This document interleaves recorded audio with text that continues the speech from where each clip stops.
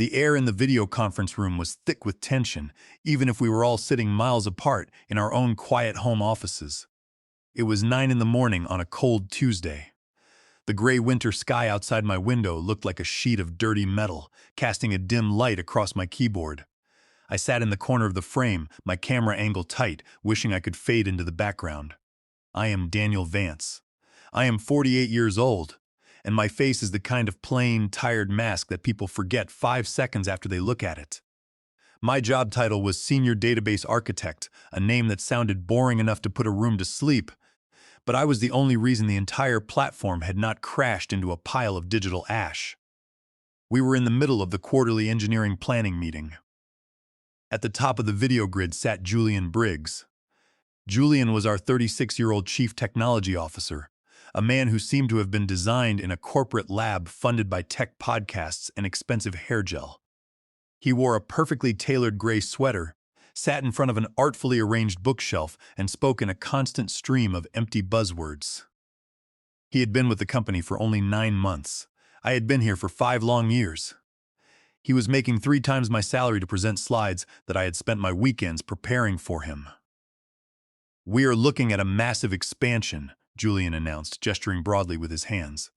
He had the annoying, hyperactive energy of someone who drank too much espresso before the meeting. "With our next release, we are going to capture the market. The back end is completely stable, and our intellectual property is locked down. We are ready for the next round of funding." I cleared my throat. It was a small, dry sound, but in the silence of the call, it sounded like a crack of thunder. "Julian," I said, keeping my voice calm, "just a quick point on the intellectual property status." Julian stopped talking. He looked at my video square like I was a printer that had just jammed. "Daniel," he sighed, his voice dripping with forced patience. "We are in the middle of a strategic overview. Let us keep the technical minutiae offline." "It is not a small detail," I replied, adjusting my glasses. "The core analytics library we are using, the one that handles our entire database pipeline, is marked as pending in our internal compliance audit. The intellectual property assignment chain is not complete." The conference room grid went quiet.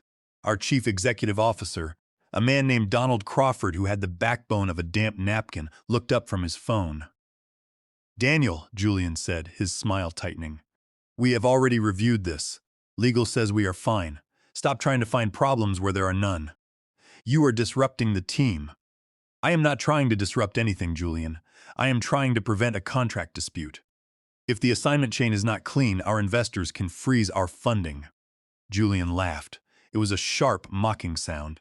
"This is exactly the kind of old-school, rigid thinking we are trying to move away from," he said, turning his attention back to the rest of the group. "We are a fast-moving ship, Daniel. We do not stop to check the tire pressure while we are breaking speed records." I felt the heat rise in my neck, but I did not reply. It was the cold, quiet anger of a professional who actually knows how the engine works, being lectured by a passenger who just likes to blow the horn. The meeting went on for another hour. I did not say another word. I just took detailed, time-stamped notes. At the very end of the call, Julian smiled at the camera. "One final announcement," Julian said, his voice smooth and cold. "Effective immediately, Daniel Vance is no longer with the company. Legal has issued a 1-year non-compete agreement, which he has supposedly accepted. We thank him for his past efforts."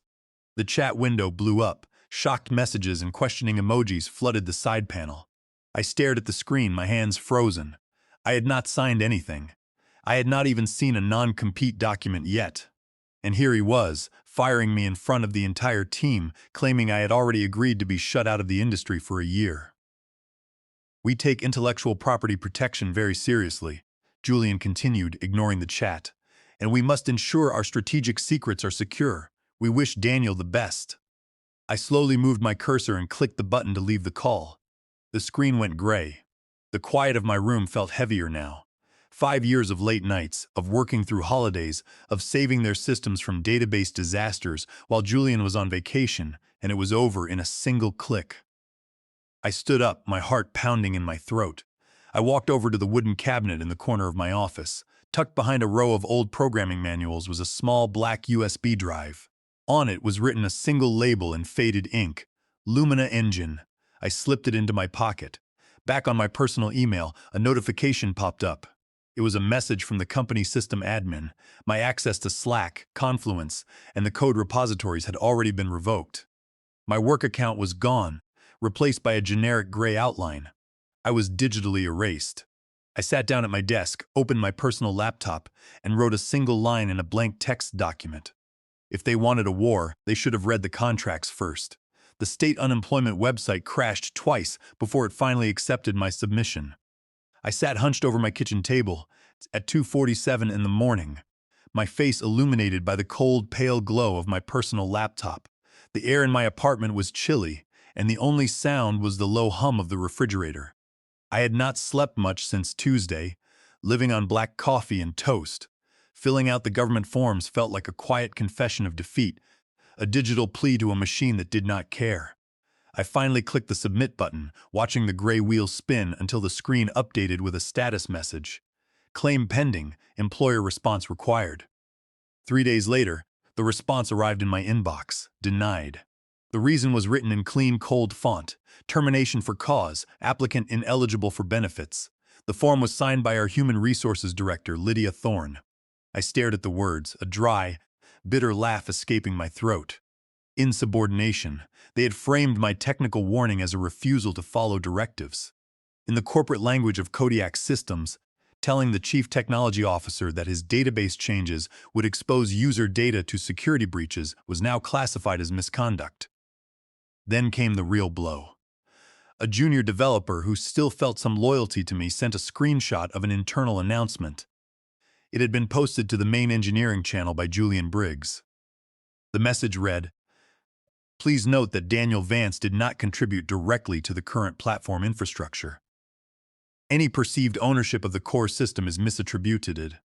Employees are instructed not to engage with former staff regarding company systems." I read the message 3 times, each word hitting me like a physical blow. Did not contribute directly. 5 years of my life, 4 complete database migrations, hundreds of midnight deployments, and the time I spent my Christmas Eve patching a critical memory leak from my dying mother's hospital room, using my phone as a wireless hotspot. And now they were claiming I was just a bystander.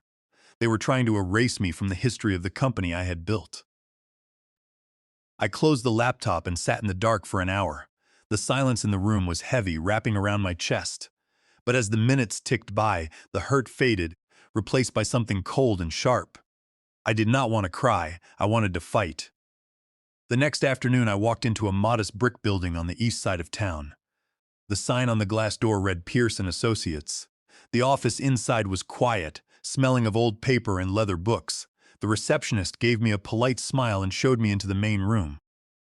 My attorney, Lawrence Pierce, was a man in his mid-50s with graying hair and the tired, sharp eyes of someone who had spent decades fighting corporate lawyers. He wore a simple blazer and jeans, looking more like a professor than a legal fighter.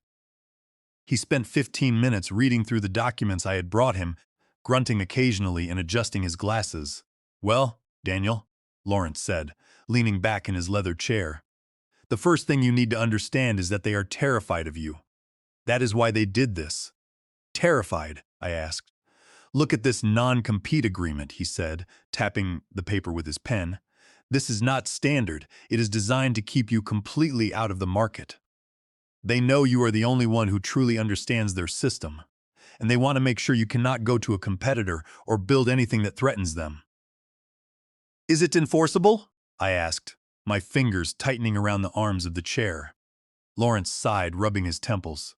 "Under current state law, yes, it is very strict. If you start a new company or join a rival before the year is up, their legal team will have you in court within 48 hours. They will argue you have proprietary knowledge, and a judge will likely grant an injunction." My heart sank. "So I am trapped?" "Not quite," Lawrence said, a slow, clever smile spreading across his face. "There is a new legislation that was passed by the State Assembly last month. It is Senate Bill 99, and it completely updates the Labor Code. Specifically, Business and Professions Code Section 16,600 will be modified. It declares that any non-compete agreement for software and technology workers is void ab initio, meaning it is legally dead from the moment it was written, regardless of when it was signed. I leaned forward. When does it go into effect? January 1st of next year, Lawrence said. That is exactly 45 days from now. So if I wait until January 1st? If you keep your nose clean until then, Lawrence explained. If you do not sign anything new, if you do not leak their code, and if you do not launch any public product until that date, they cannot touch you. The moment the clock strikes midnight on December 31st, their non-compete becomes a useless piece of paper. And after that, you are free, Lawrence said, his eyes gleaming. You can work for whoever you want. You can build whatever you want. I stood up, feeling a strange light sensation in my chest. Thank you, Lawrence. That is all I needed to know. That night, I packed a small duffel bag with a few clothes, my personal laptop, and the black USB drive. I left a note for my landlord, paying the rent early. I needed to disappear for a while.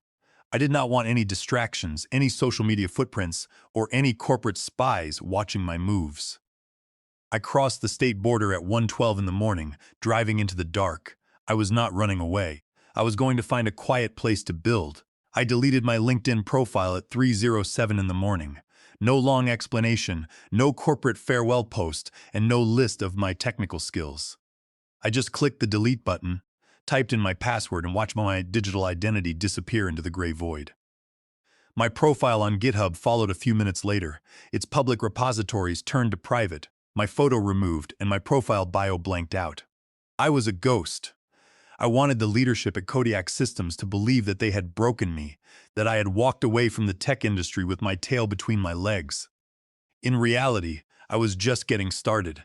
I rented a small, cold office space in an industrial park, located directly behind a noisy auto repair shop and a dusty gym that never seemed to have any customers. It was drafty and smelled of motor oil, but it was cheap and invisible. I registered a new limited liability company in a business-friendly state that allowed filing under an alias. On the legal forms, the owner was listed as Roger Jenkins, a name I had used years ago for online testing. It was a legal shield, a clean break from Daniel Vance. I did not build alone. I reached out to the only two people from my old team that I trusted, Felix Croft and Naomi Lane. Both were brilliant junior developers who had been hired as interns and then treated like cheap labor by Julian Briggs. They had watched him take credit for their work and had been denied any path to advancement. When I sent them an encrypted message asking for help, they did not hesitate. Felix replied within 10 minutes, and Naomi signed her contract that same evening. Our rules were strict. We did not use our real names in the code repository. We did not post about our work on social media, and we never worked from the same network twice without using a secure, rotating, virtual private network. Most importantly, we did not copy a single line of code from Kodiak Systems. I knew the legal danger of copyright theft.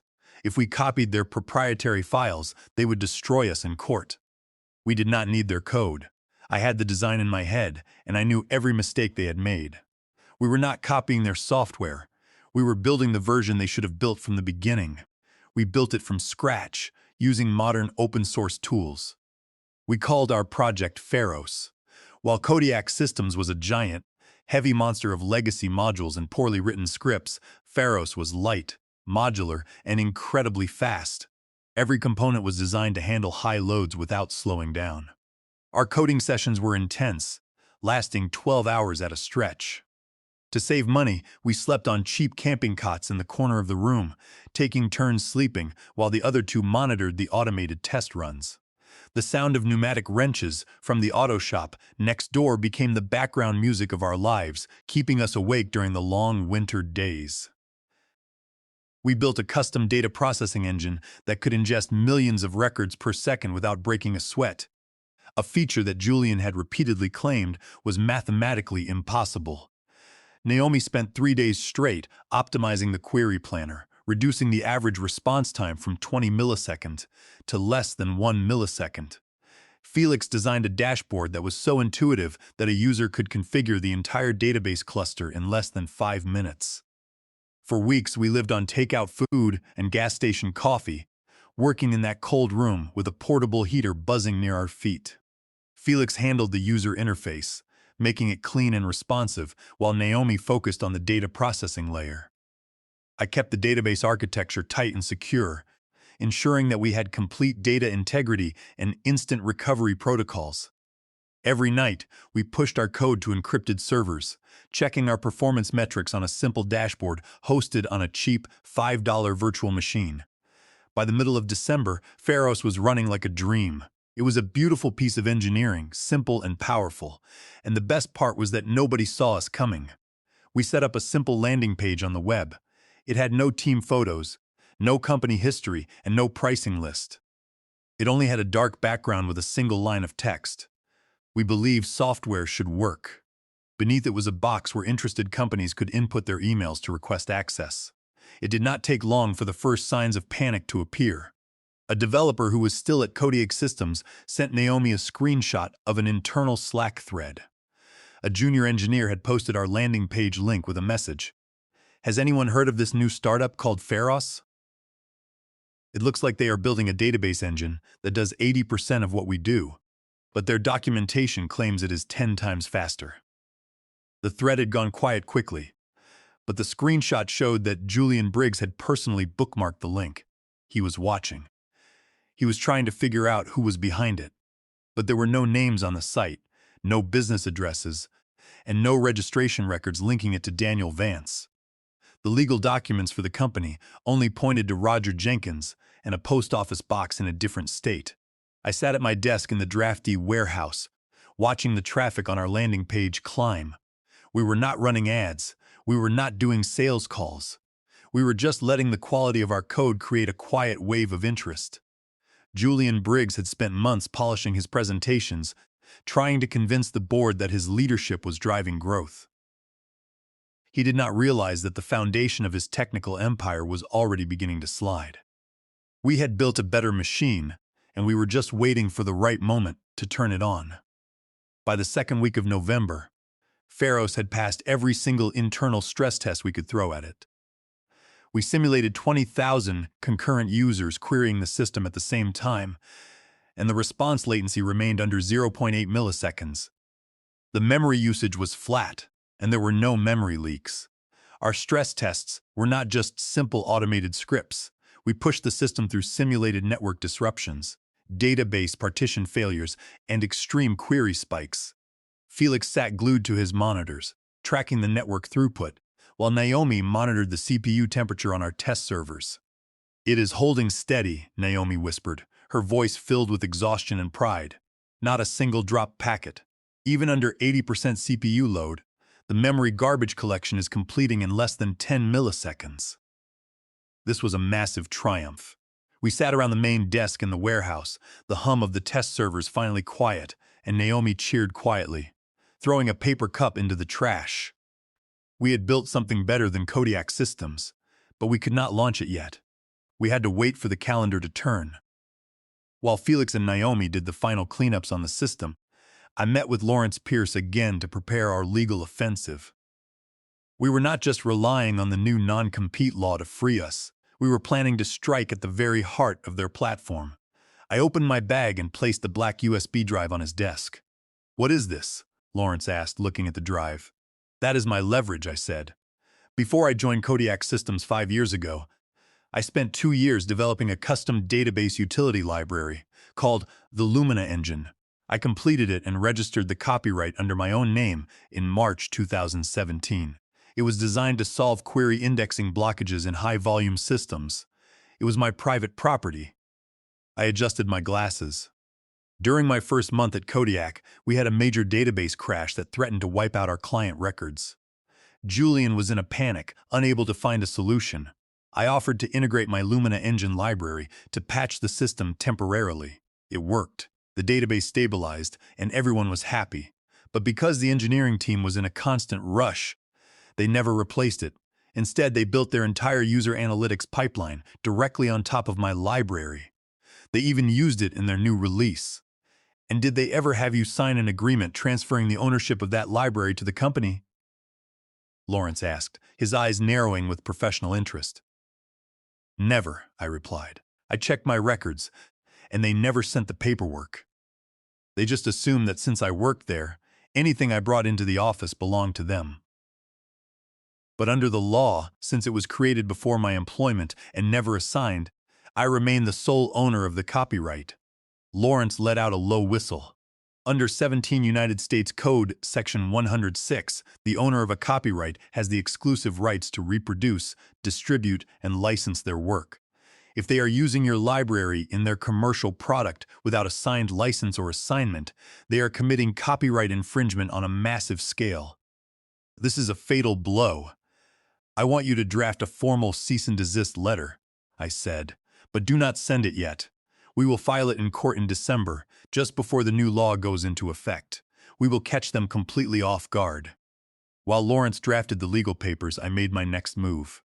I set up a private meeting with Clifford Ross, the chief executive officer of Talos Systems, the largest and most well-funded competitor of Kodiak Systems. I met him in a quiet hotel conference room, away from the tech hubs. I did not bring a pitch deck. I only brought my laptop and a demo instance of Feros. For 30 minutes, I showed him how Feros handled data streams.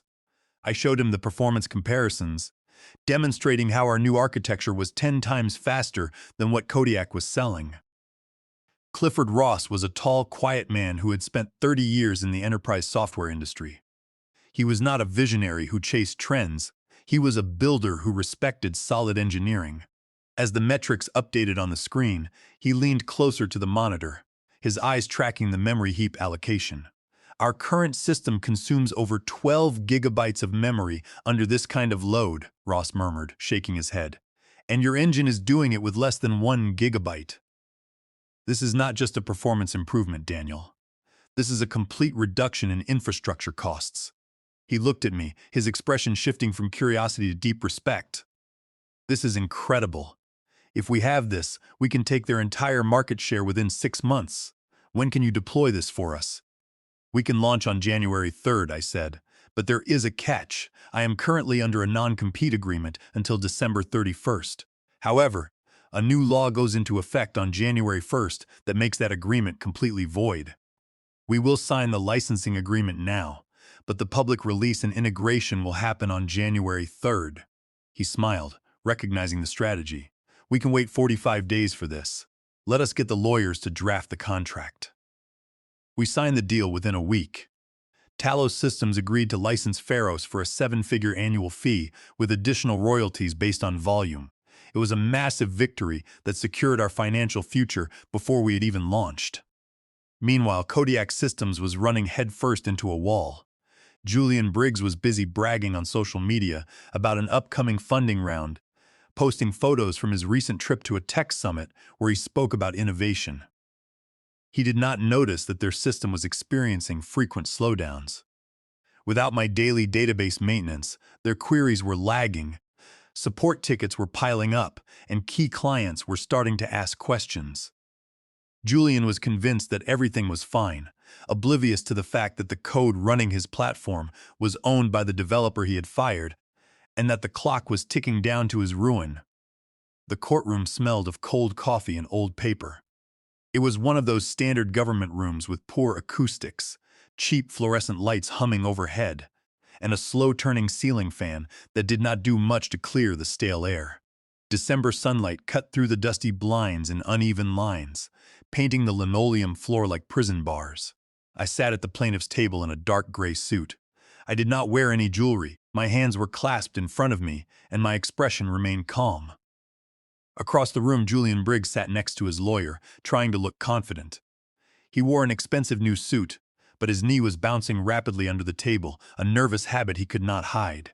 His lawyer stood up first, a silver-haired man with a loud, confident voice who looked like he had never lost a case. "Your Honor," he began, gesturing toward me. "The facts are clear. Daniel Vance signed a strict 1-year non-compete agreement when he left Kodiak Systems. Despite this agreement, he has secretly built and licensed a competing software product called Feros. We are requesting an immediate permanent injunction to block the sale or deployment of this product, and we demand he disclose his funding sources. He is in clear violation of his contract." The judge, a serious man with heavy glasses, nodded and turned to our table. "Mr. Pierce, your response?" Lawrence Pierce rose slowly, holding a single page of text. Your Honor, the non-compete agreement is completely unenforceable. Under State Labor Code Amendment 74B, which modifies Business and Professions Code Section 16,600, all non-compete clauses for tech workers are declared void ab initio as against public policy. This law was signed by the governor and goes into effect on January 1st of this coming year, which is only 12 days away. Julian's lawyer scoffed. Your Honor, January 1st has not arrived yet. The agreement is still active today. The statute is clear, the judge interrupted, looking over the document Lawrence had submitted. Public policy has already shifted. It makes no sense to issue an injunction today that will legally dissolve in 12 days. The non-compete is dead. I saw Julian's face go pale, his confident posture collapsing, but Lawrence was not done. Furthermore, Your Honor, Lawrence continued, his voice steady and sharp, we are filing a counterclaim for massive copyright infringement under 17 United States Code, Section 106. We have submitted evidence, including Git repository commit logs and a copyright registration certificate from March 12, 2017, showing that Daniel Vance is the sole owner of the Lumina Engine database library. Kodiak Systems integrated this library into their core product 5 years ago and has been using it commercially without a license or any transfer of rights. Lawrence placed a thick stack of papers on the clerk's desk. Kodiak Systems has built their entire platform on my client's intellectual property. We are requesting a retroactive licensing fee of $1,500,000 and a royalty of 10% on all platform transactions moving forward. If they refuse to pay, we request an immediate injunction to shut down their database pipeline. Julian's lawyer froze, his jaw dropping as he stared at the commit graphs. He turned to Julian, whispering urgently. Julian looked like he was about to throw up, his eyes darting from the papers to me. He tried to speak, but only a dry click came from his throat. The courtroom was silent except for the low hum of the lights. I will review the evidence, the judge said, looking at the defense. But if these logs are accurate, the defense has a massive liability. I suggest you find a way to settle this before I write my final order. The final ruling was issued 2 days later, and it was a complete victory. The judge ruled that the non-compete was void, and that Kodiak Systems had to pay us a retroactive licensing fee of $1,500,000, along with ongoing monthly royalties, to continue using the Lumina engine. If they did not pay, their entire platform would be legally forced offline. The news spread through the tech community like wildfire. Headline articles read, Fired architect wins landmark copyright case against former employer. New non-compete ban destroys company defense. Kodiak's venture partners pulled their funding within a week, and their planned Series C round collapsed. They had no choice but to sign the licensing agreement on my terms. On January 3rd, Talos Systems officially launched Feros. Within a month, half of Kodiak's enterprise clients had migrated to our platform, drawn by the incredible speed and stability we offered. Felix, Naomi, and I moved out of the warehouse and into a beautiful new office with large glass windows overlooking the city. I stood on the balcony of our new office on a clear winter evening, watching the city lights flicker below. In my hand, I held the old black USB drive, the faded label still visible. I had not plugged it in once since the day I was fired. I did not need to do so. The code was in my head, and the drive was just a symbol of the transition. Vindication was not loud. It did not come with applause. It came with ownership of my time, my mind, and my name. I did not burn their house down. I let them keep it on my terms. And now, every time they open their product, every click, every metric, and every breath of their platform, they pay me. That is not revenge. That is revenue.